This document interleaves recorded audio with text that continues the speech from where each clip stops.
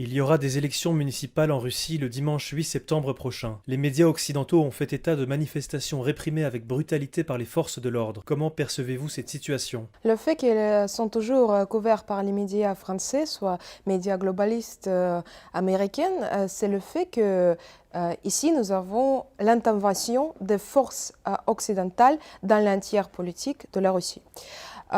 Si on va regarder les prochaines élections, c'est la situation habituelle. Il y a plusieurs points de vue, il y a la vraie compétence, il y a la vraie liberté, tous sont présentés. Mais l'Occident, il essaie d'utiliser chaque fait de la situation qui n'est pas toujours stable en Russie pour montrer que les dirigeants de la Russie ne sont pas légaux, ne sont pas légitimes, etc. Les protestes en place à Moscou, à Saint-Pétersbourg, mais ils ne sont pas du tout comme ils sont montrés à l'Occident. C'est les petites manifestations où nous voyons l'agressivité, l'agression vers les policiers. Et les policiers, le fait de cette agressivité contre les policiers est toujours dans les vidéos reportages qui sont non-stop montrés sur les chaînes d'Occident, mais dans le même temps, l'agression de ces participants de la proteste, qui sont les gens qui ont reçu ils ont reçu les cours de journalisme professionnel. Elle comprend comment il faut agir pour avoir une bonne image de la résistance.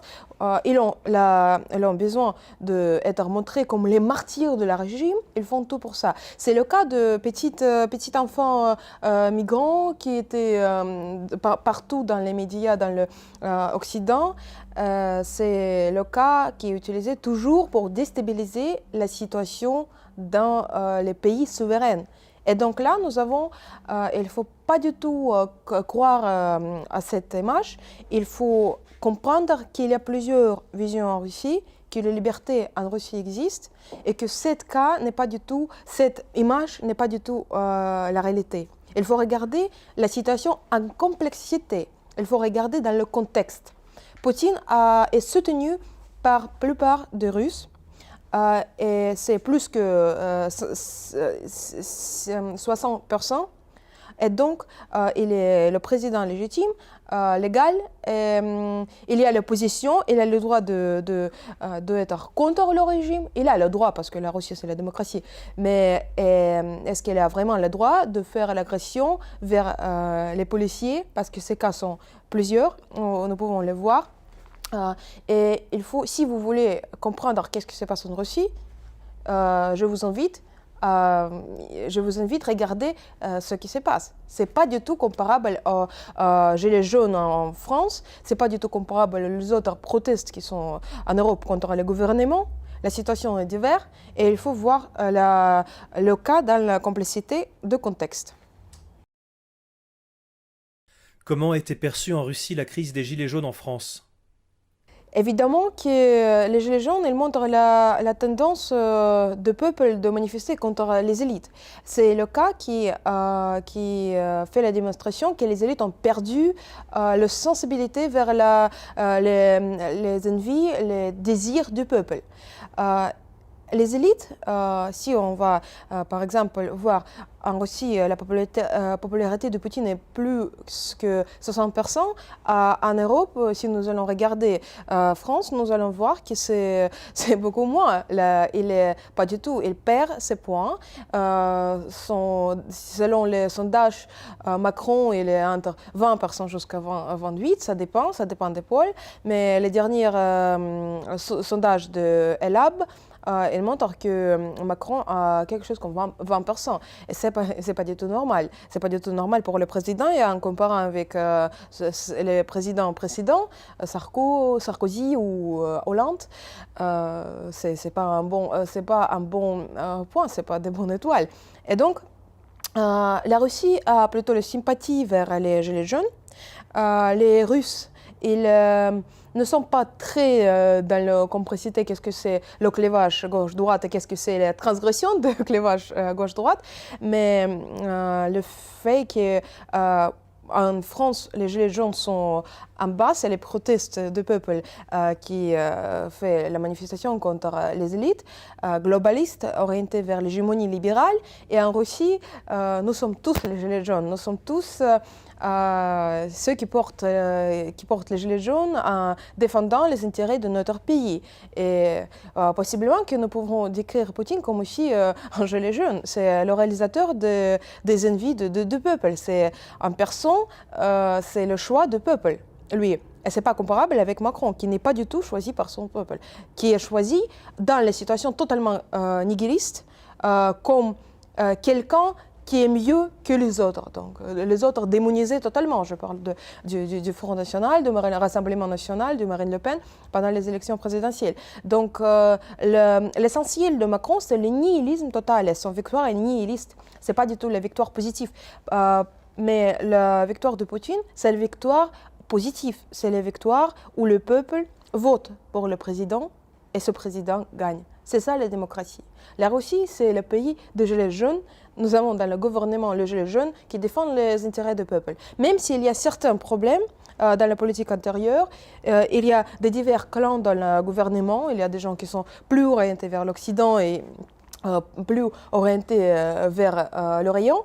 Il y a quand même cette conversation, dialogue entre les groupes de gouvernement, mais la ligne magistrale, c'est la ligne de la politique de Gilet jaune. La Russie, c'est la réalisatrice de cette ligne populiste, dans le sens de moment populiste où le peuple fixe les problèmes avec les élites. La Russie, c'est le moment populiste. Nous vivons en Russie dans le moment populiste. La Russie a elle-même été confrontée à un mouvement social il y a 1 an, à l'occasion de la réforme des retraites. La situation s'est-elle apaisée depuis ? Oui, c'est calmé, mais aussi, comme je dis, il y a les problèmes intérieurs en Russie. Il y a des groupes libéraux orientés vers l'économie libérale. Il y a les groupes qui sont plutôt socialistes, orientés vers la politique communisme. Ces groupes étaient contre cette réforme. C'est le combat intérieur. Il existe, il y a, comme je dis, il y a les clans divers. Mais la situation s'est calmée. Maintenant, les protestes dans ce côté ne sont pas forts. Comment les Russes perçoivent-ils l'évolution de la France et de l'Europe occidentale, notamment en ce qui concerne les phénomènes migratoires ? Nous regardons ce qui se passe dans l'Europe comme dans la manière eschatologique, que c'est le début du fin du monde. Nous sommes orthodoxes et nous voyons tout dans cette optique religieuse. Personnellement, moi, je crois que c'est la grande crise qui a été lancée par des gens qui n'ont rien à voir avec l'Europe, les gens comme Soros, qui ne défendent pas du tout les intérêts de l'Europe, mais défendent les intérêts des petits groupes financiers. Cette crise, la procédure de grand remplacement, c'est la catastrophe pour l'Europe. Les idées qui étaient au début de l'Union européenne sont perdues. Maintenant, c'est la ligne globaliste qui va comme un Titanic vers l'iceberg pour avoir le clèche, le fond de la civilisation. La situation est catastrophique, mais en même temps, cette catastrophe donne la possibilité de la nouvelle renaissance.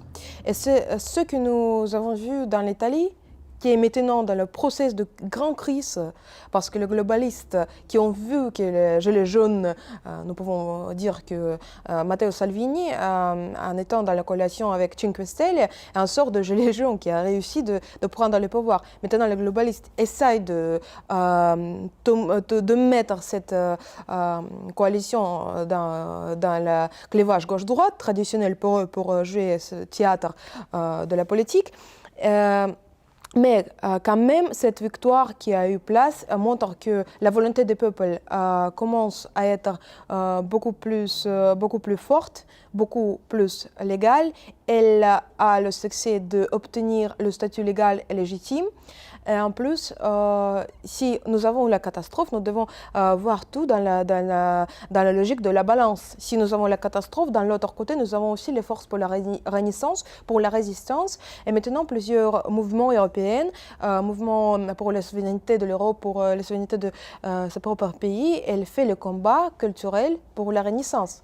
Donc la Russie voit ça comme une grande tragédie, ce qui se passe avec la destruction totale de la culture, mais en même temps, c'est aussi la chance. C'est aussi la chance pour sauver, parce que si c'est comme l'homme parmi les ruines. Les Européennes, les vrais Européennes qui défendent l'Europe maintenant, qui suivent la cour souverainiste, c'est les gens parmi les ruines qui commencent à faire la renaissance, qui commencent à rétablir, à réinstaller tout, qui commencent à faire la reconstruction de Notre-Dame de Paris qui a été brûlée. C'est comme avec les bâtiments. La Russie est-elle aussi un pays multiethnique et multiconfessionnel? Vous connaissez bien la France pour y avoir fait une partie de vos études. Quelle différence voyez-vous entre la France et la Russie dans la gestion de leur dimension multiculturelle? La Russie a le principe de l'empire, c'est-à-dire d'avoir l'unité, mais aussi d'avoir la pluralité, la diversité. Et la Russie a la chance à réaliser l'expérience extraordinaire de sauver plusieurs cultures, yakoutienne, tatar, etc. Et dans le même temps de rester unis sur le principe de l'État fort de l'Empire. C'est l'Empire eurasiste qui a réalisé que Poutine est le représentant de cet empire. Il garde les traditions, il soutient les traditions des régions, mais en même temps, il garde cette unité politique, cette orientation réaliste dans le système de géopolitique. Mais la France, par contre, en ayant plusieurs cultures, elle essaye d'unifier tout, pas sur le principe de la politique, mais sur le principe de culture. Il n'y a pas de la culture en France. Il y a une culture, il y a la culture en France. Il n'y a pas de la culture de France, il y a la culture en France, comme Macron disait. C'est-à-dire que Macron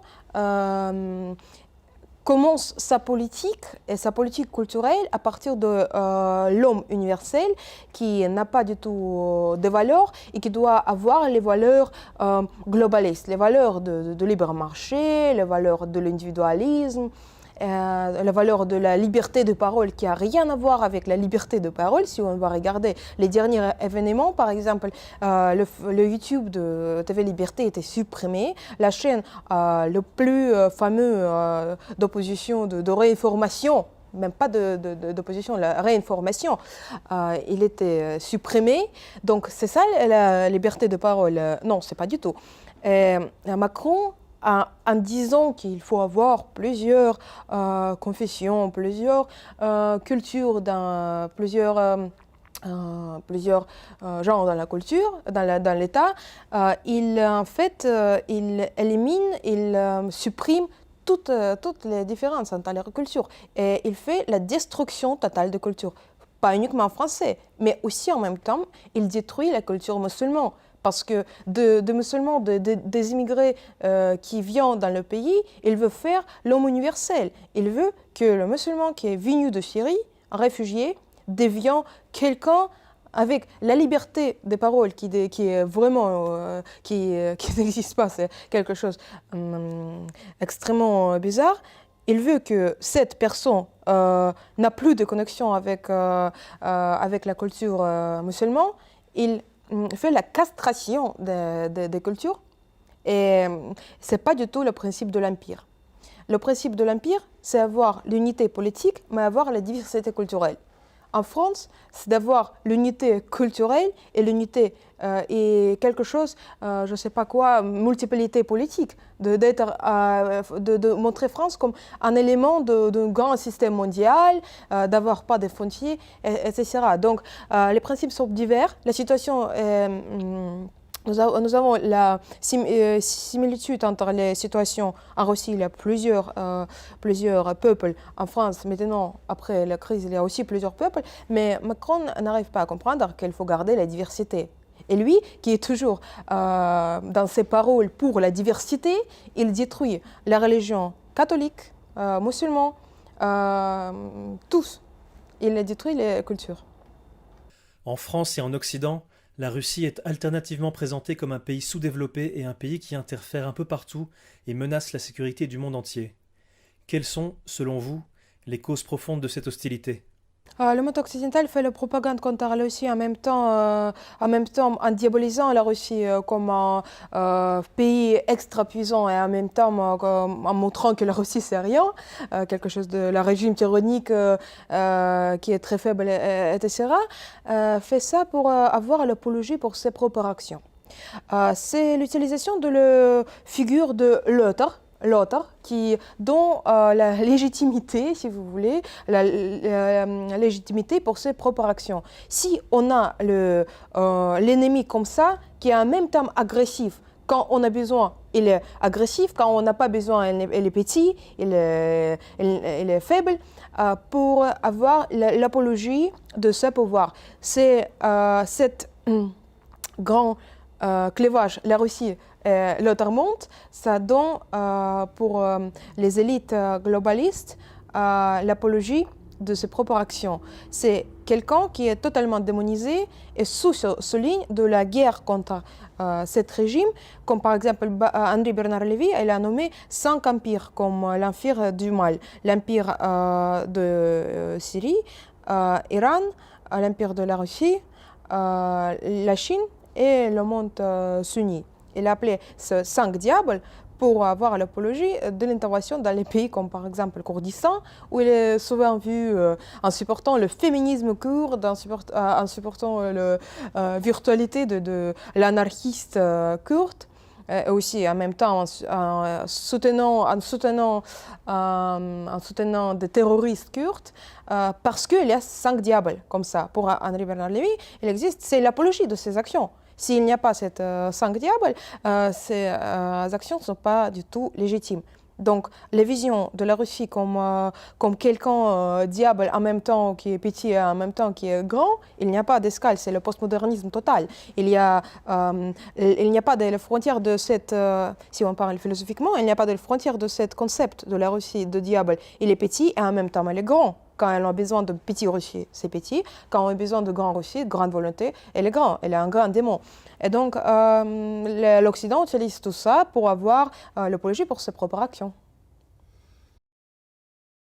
Comment les Russes vivent-ils au quotidien le sentiment d'être montrés du doigt par le monde occidental ?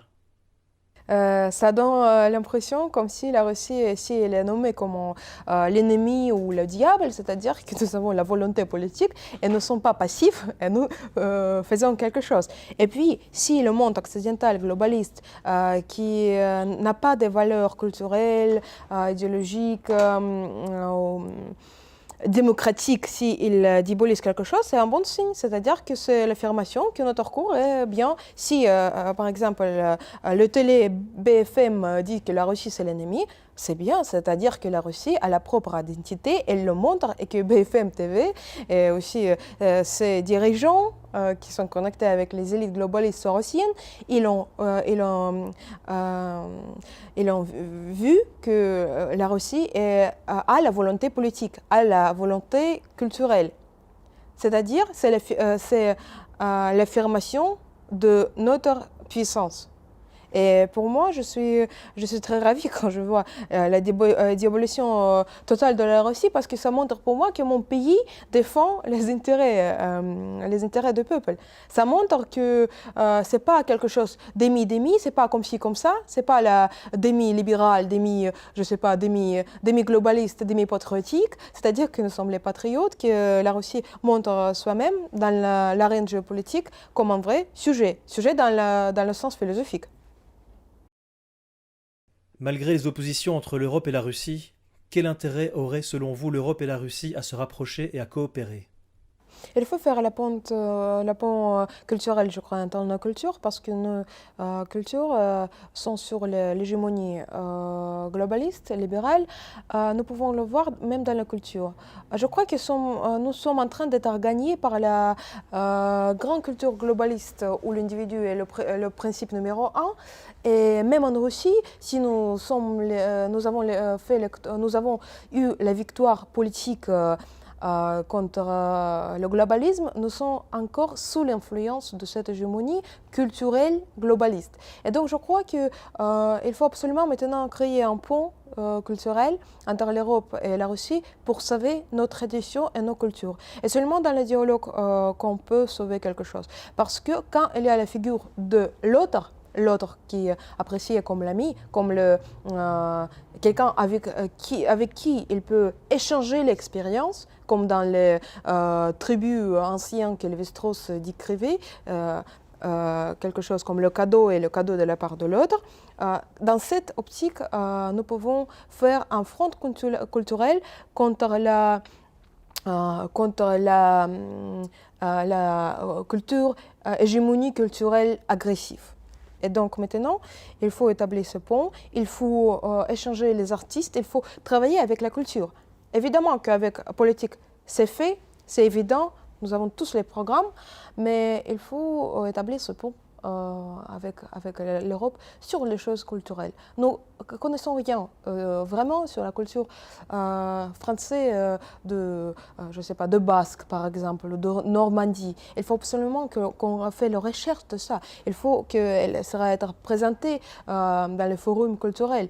Il faut que la tradition de la Russie, par exemple, la tradition du nord de Vologda ou Kostrama, par exemple, le chant folk, elle sera présentée à la culture. Nous, évidemment, que nous savons Voltaire, nous savons les encyclopédistes, nous savons le théâtre, mais nous savons quoi? Nous savons le théâtre moderne de France, mais nous ne savons pas le théâtre baroque qui a eu une grande influence sur la Russie, parce que le niveau de théâtre de baroque en Russie était impressionnant. Et donc, il faut qu'on commence la recherche de deux côtés. Pas uniquement que la Russie qui commence de faire la recherche sur la culture française, mais aussi les Français qui commencent à voir qu'est-ce que c'est la vraie la Russie. Il faut absolument créer les ponts comme ça. Vous êtes né en 1992, peu après la fin de l'Union soviétique. Comment les Russes perçoivent-ils la rupture ou la continuité entre l'URSS et la Russie actuelle? Comment les Russes de votre génération perçoivent-ils les 3/4 de siècle de cette époque? On a quelque chose comme la tradition géopolitique qui était pris par Poutine de l'Union soviétique. On a repris le rôle de la Russie comme quelqu'un qui oppose l'Occident, qui oppose le libéralisme, le capitalisme. Donc je crois qu'il existe cette tradition géopolitique depuis l'Union soviétique. Quand je parle avec mon père ou ma mère, ma famille, ils me disent que la Russie d'aujourd'hui ressemble dans cette orientation dans les relations internationales, ça ressemble aussi à la situation de l'Union soviétique.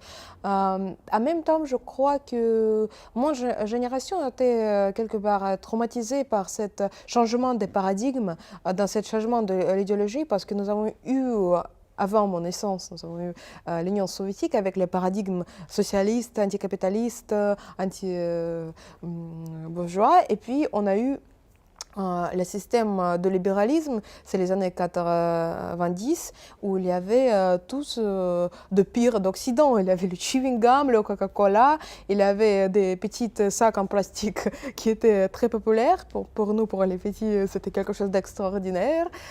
Puis les chewing gum, c'était aussi... Sida. Oui, en plus c'était accompagné avec des mauvaises choses. Il y avait plusieurs gens, des artistes qui étaient morts depuis les drogues. Il y avait une grande vague de drogue qui est venue ici. Elle a détruit les gens qui ont eu un grand talent dans le peinture, dans la musique. Il y a beaucoup de morts dans cette période. Et puis, donc, c'était libéralisme, c'était quelque chose de postmodernisme total. Tout est maintenant, il n'y a pas de frontières, il est interdit d'interdire. Et puis, il est apparu l'époque de Poutine. Et l'époque de Poutine, c'est le patriotisme conscient. Mais le problème, c'est que ce changement de paradigme, elle a très influencé dans la mauvaise tendance sur le système universitaire. C'est-à-dire que les philosophes, par exemple les historiens de philosophie, ils n'arrivent pas à interpréter l'histoire de la philosophie parce qu'il avait avant, il avait le paradigme soviétique. C'est-à-dire il y a la philosophie bourgeoise et la philosophie anti-bourgeoise. Après, il y a le système de libéralisme où il y a une sorte de attention vers le postmodernisme.